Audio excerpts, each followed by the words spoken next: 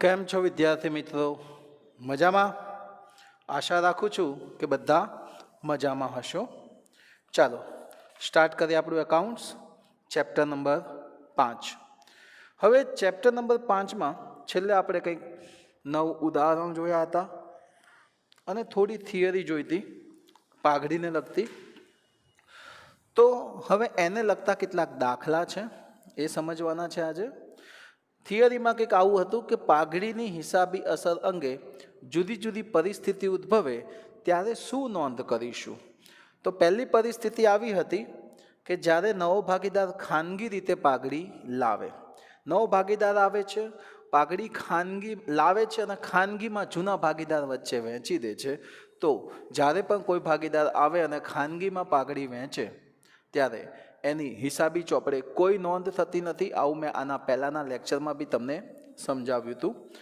પછી બીજું એવું કીધું હતું કે જ્યારે નવો ભાગીદાર તેના ભાગની પાઘડી રોકડમાં કે અન્ય સ્વરૂપે લાવે અને તે ધંધામાં મૂકવામાં આવે તો આની હિસાબી અસર શું થશે તો એ જોઈએ કે નવો ભાગીદાર ધંધામાં પાઘડી રોકડ અથવા અન્ય સ્વરૂપે લાવે અને તે ધંધામાં રાખવામાં આવે. બરોબર છે. તો આમાં આપણે શું કરીશું તો આપણે નિયમ મેં તમને કીધો હતો કે કોઈ પણ ભાગીદાર પાઘડી લાવે છે તો એ પાઘડી જૂના ભાગીદાર વચ્ચે ત્યાગના પ્રમાણમાં વહેંચવામાં આવે છે. તો અહીંયા સૌથી પહેલાં આપણે નોંધ કરીશું નવો ભાગીદાર જે પાઘડી લાવે છે એ પાઘડીની નોંધ. જો રોકડમાં લાવે છે તો એની નોંધ શું થશે તો આમ નોંધ યાદ રાખવાની છે કે રોકડ અથવા બેંક સ્વરૂપે લાવે તો રોકડ અને બેંક ખાતે ઉધાર તે પાઘડીના પ્રીમિયમ ખાતે. ક્યારની વાત છે જ્યારે નવો ભાગીદાર પાઘડી લાવે છે. અહીંયા લખું છું રોકડ અથવા બેંક સ્વરૂપે. બરોબર. જો અન્ય સ્વરૂપે લાવે છે બીજી આમ નોંધ આ બેમાંથી એક આ ઓરમાં આવી શકે. બીજી આમ નોંધ કઈ કહું છું તમને કે અન્ય સ્વરૂપે લાવે.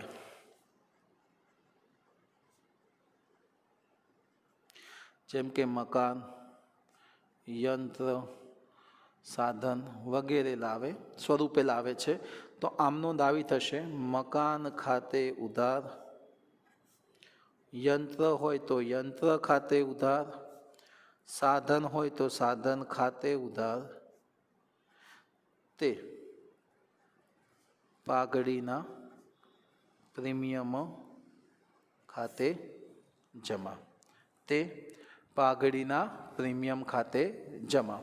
આ રીતની નોંધ થાય. આ રીતની શું થશે નોંધ કરવામાં આવશે. ઓકે. હવે આગળ હજી વધીએ અને જોઈએ કે હવે આ પાઘડીની રકમનું આપણે શું કરવાનું છે. તો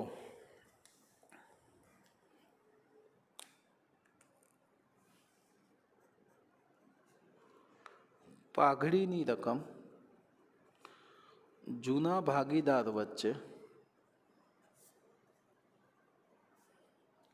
ત્યાગના પ્રમાણમાં વહેંચવાની આમ નોંધ. કે નવો ભાગીદાર જે પાઘડી લાવે છે એ જૂના ભાગીદાર વચ્ચે કયા પ્રમાણમાં વહેંચાશે ત્યાગના પ્રમાણમાં વહેંચાશે.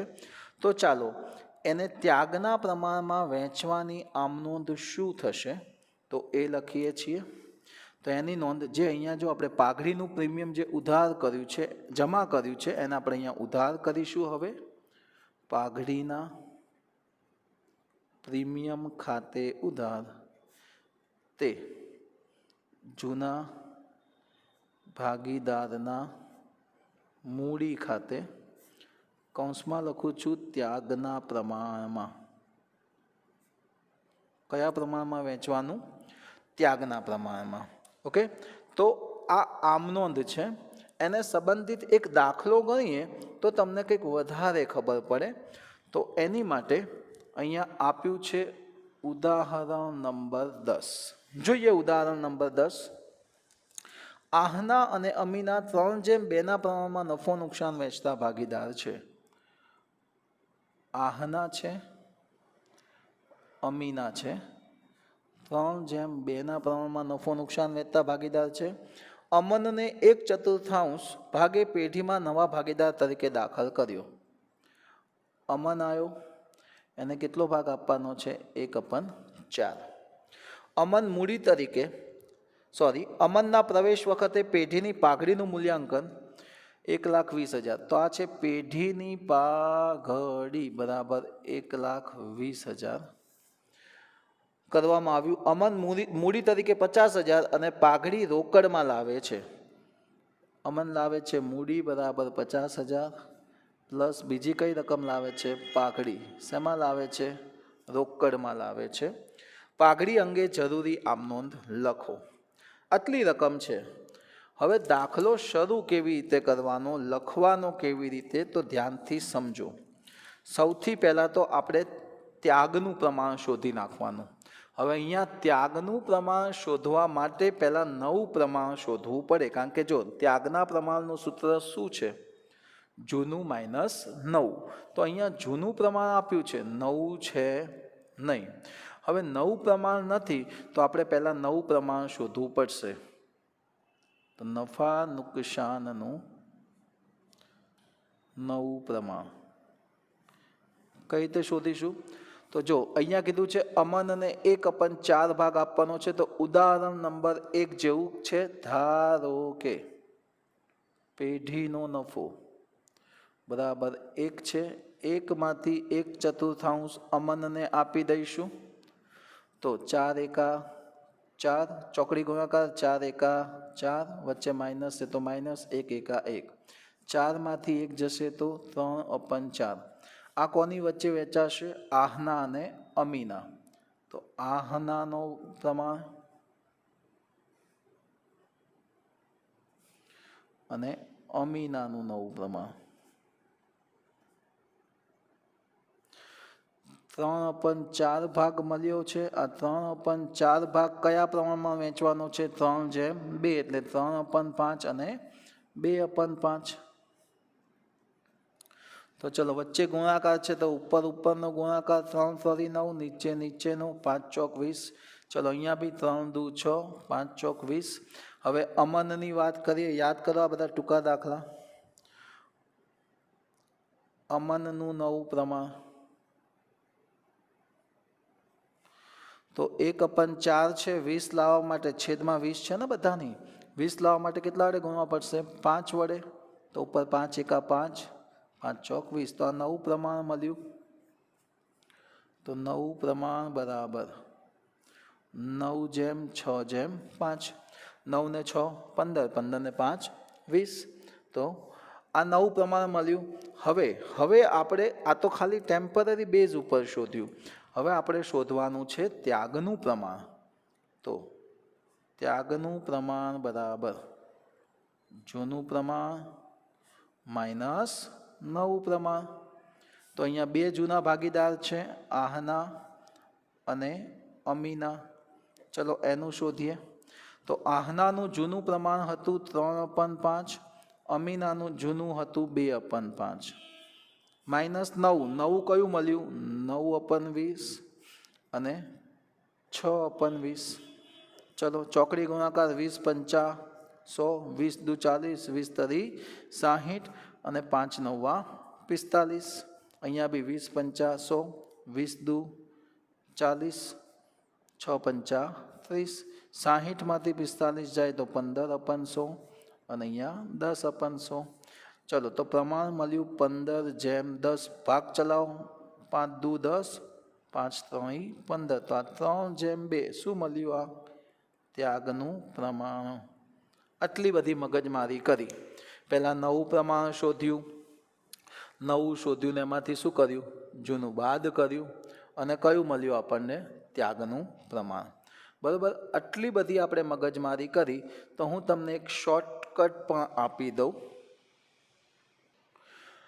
શોર્ટકટમાં કેવું છે યાદ રાખો, જ્યારે દાખલામાં જૂનું પ્રમાણ આપ્યું હોય અને નવું પ્રમાણ ન આપ્યું હોય, જૂનું પ્રમાણ આપ્યું હોય, નવું ન આપ્યું હોય અને એટલું જ કીધું હોય કે આ નવા ભાગીદારને આટલો ભાગ પેઢીમાંથી આપવાનો છે, બસ ખાલી આટલી જ બાબત કીધી હોય, તો એવા સંજોગોમાં જૂનું પ્રમાણ જ ત્યાગનું પ્રમાણ થાય. એવા સંજોગોમાં જૂનું પ્રમાણ જ ત્યાગનું પ્રમાણ થાય. જોઈ લો, જૂનું હતું 3:2, ત્યાગનું બી 3:2. આ તો શું હતું કે પહેલો દાખલો હતો એટલે ડાયરેક્ટ કહી દઉં એની કરતાં સમજાવું તો વધારે સારું રહેશે, એટલા માટે આપણે આ સમજ્યા. ઓકે, હવે આની આપણે આમ નોંધ લખવાની છે, તો ચાલો આપણે આની આમ નોંધ લખીશું.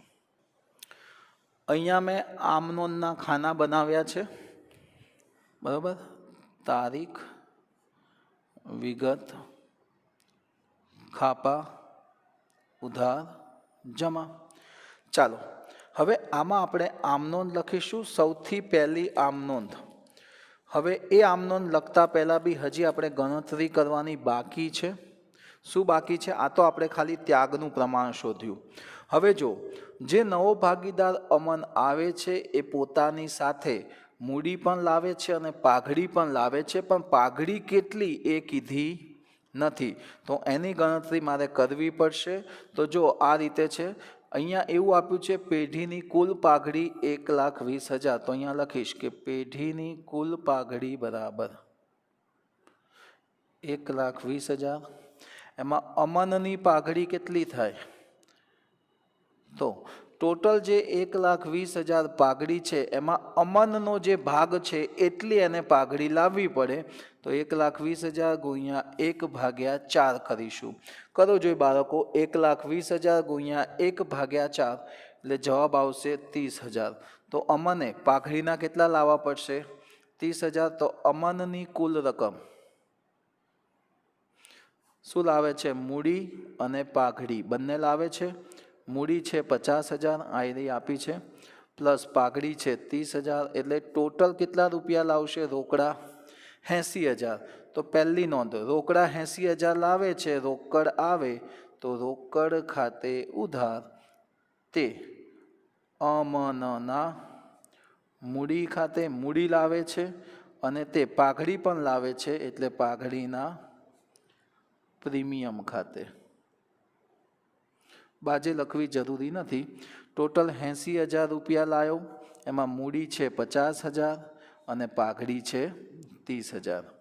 હવે નવો ભાગીદાર જે પણ ચલો મૂડી તો ધંધામાં રહેશે, જે પણ પાઘડી લાવે છે, પાઘડી કોના વચ્ચે વેચાય? જૂના ભાગીદાર વચ્ચે ત્યાગના પ્રમાણમાં. તો બીજી નોંધ એવી થશે કે પાઘડીના પ્રીમિયમ ખાતે ઉધાર તે કયા બે ભાગીદાર છે? આહના, તે આહનાના મૂડી ખાતે, તે અમીનાના મૂડી ખાતે.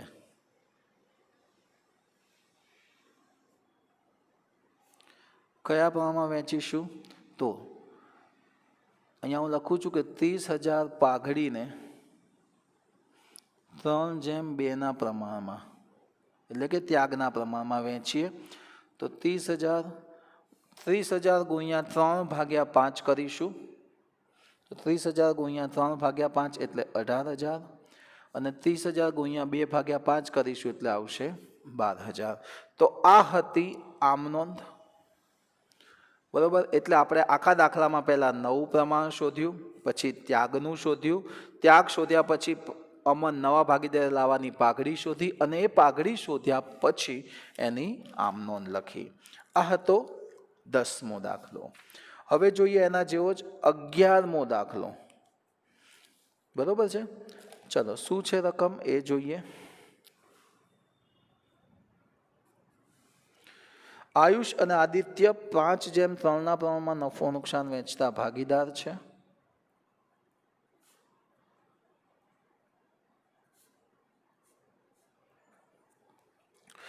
તેઓએ પાર્થને 1/4 ભાગે દાખલ કર્યો.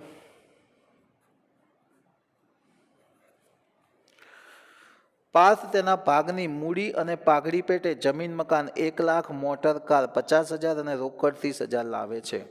તો જો સાંભળજો, પાર્થ મૂડી પ્લસ પાઘડી પેટે એટલે મૂડી અને પાઘડી બંને ભેગું કરીને કઈ કઈ વસ્તુ લાવે છે?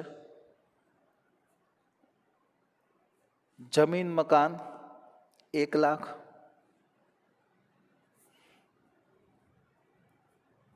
મોટર કાર 50,000, રોકડ 30,000 લાવે છે. એટલે ટોટલ કેટલા લાવ્યો ભાઈલો? 1,80,000. આટલા રૂપિયા લાવ્યો. આ 1,80,000 શું છે? મૂડી વત્તા પાઘડી છે. ઓકે, હવે આગળ વધીએ. પેઢીની પાઘડીનું મૂલ્યાંકન કરવામાં આવ્યું. શું થયું? પાઘડીનું મૂલ્યાંકન. તો કુલ પાઘડી કેટલી છે? ધંધાની કુલ પાઘડી બરાબર 1,60,000. અને અહીંયા એક નવી વસ્તુ એવી કીધી છે કે ભાગીદાર વચ્ચે નવું પ્રમાણ 2:2:1 છે. આ જૂનું હતું. નવું પ્રમાણ આપ્યું છે 2:1:1 છે. તો ચલો, જૂનું કેટલું છે? 5 ને 3 8, 2 2 4 અહીંયા આવશે 2/4, 1/4, 1/4. તો અહીંયા નવું આપેલું છે એટલે આપણે આ નવું જે શોધ્યું એ શોધવાની જરૂર નથી. અહીંયા આપણે શું કરીશું? પહેલાં ત્યાગનું પ્રમાણ શોધીશું, પછી પાઘડી શોધીશું, પછી એની આમ નોંધ લખીશું. તો ચલો શોધીએ કે ત્યાગનું પ્રમાણ બરાબર જૂનું પ્રમાણ માઇનસ નવું પ્રમાણ. આ જૂનું લખ્યું છે. હું બે ભાગીદાર છે, આયુષ અને આદિત્ય. આયુષનું જૂનું હતું 5/8, નવું 3/8, જૂનું આદિત્યનું 3/8, નવું થયું 2/4 અને આ થયું 1/4. ચલો નીચેનો ગુણાકાર 8 ચોક 32, ચોકડી ગુણાકાર 5 ચોક 20, 8 દુ 16, 4/32. ચલો 8 ચોક 32, 4 તરી 12, 8 એકા 8, 4/32. તો આ મળ્યું ત્યાગનું પ્રમાણ બરાબર 4:4. છેદ ઉડાડીએ તો 1:1. તો બંને ભાગીદારો સરખા હિસ્સે ત્યાગ કરે છે. તો આ લોકો વચ્ચે ત્યાગ કયા હિસ્સે વહેંચવું પડશે? સરખા હિસ્સે. હવે ગણીએ પાઘડીની ગણતરી. તો પાર્થે લાવવાની પાઘડી કેટલી છે? કુલ બરાબર કુલ પાઘડી ગુણ્યા પાર્થનો ભાગ. કુલ પાઘડી છે 1,60,000, પાર્થનો ભાગ છે 1/4. છેદ ઉડાડીશું તો 1/60/4 કરીશું તો ચોખ્ખું 16, 40,000 શું લાવવી પડશે? પાઘડી. કોને લાવવી પડશે? પાર્થે. હવે જો પાર્થ કુલ કેટલા લાવ્યો છે? કુલ રકમ લાવ્યો છે 1,80,000. આવી રહી. એમાંથી 40,000 તો શું થઈ? પાઘડી. તો બાકી વધ્યા કેટલા? 1,40,000. આ શું હશે? પાર્થની મૂડી હશે. આ શું હશે? પાર્થની મૂડી. એટલે અહીંયા આપણે પાઘડી બી અલગ કરી અને મૂડીની રકમ બી અલગ કરી, કારણ કે બંને મળીને આટલી પાઘડી લાવે છે માટે. તો જોઈએ હવે આની આમનોંધ લખીશું આપણે. તો આમનોંધમાં સૌથી પહેલા તારીખ, વિગત, ખાપા, ઉધાર, જમા. ચલો તો આમનોંધ લખીએ. તો સૌથી પહેલી કે જે પાર્થ પૈસા લાવે છે તેની નોંધ કરીએ. તો કઈ કઈ વસ્તુ લાવે છે? જમીન મકાન લાવે છે, એટલે જમીન મકાન ખાતે ઉધાર કેટલા રૂપિયા? 1 લાખ. પછી મોટર કાર લાવે છે એટલે મોટર કાર ખાતે પણ ઉધાર કેટલા રૂપિયા? 50,000. રોકડ લાવે છે એટલે રોકડ ખાતે પણ ઉધાર કેટલા રૂપિયા? 30,000. તે પાર્થના મૂડી ખાતે અને તે પાઘડીના પ્રીમિયમ ખાતે કેટલી થાય પાર્થની મૂડી તો આવી રહી લખી જ છે 1,40,000 અને પાઘડી તો સાહેબ આવી રહી 40,000. ઓકે. હવે બીજી તો આ પાઘડીની રકમ જૂના ભાગીદારો વચ્ચે ત્યાગના પ્રમાણમાં વહેંચીએ તો પાઘડીના પ્રીમિયમ ખાતે ઉધાર તે આયુષના મૂડી ખાતે તે આદિત્યના મૂડી ખાતે.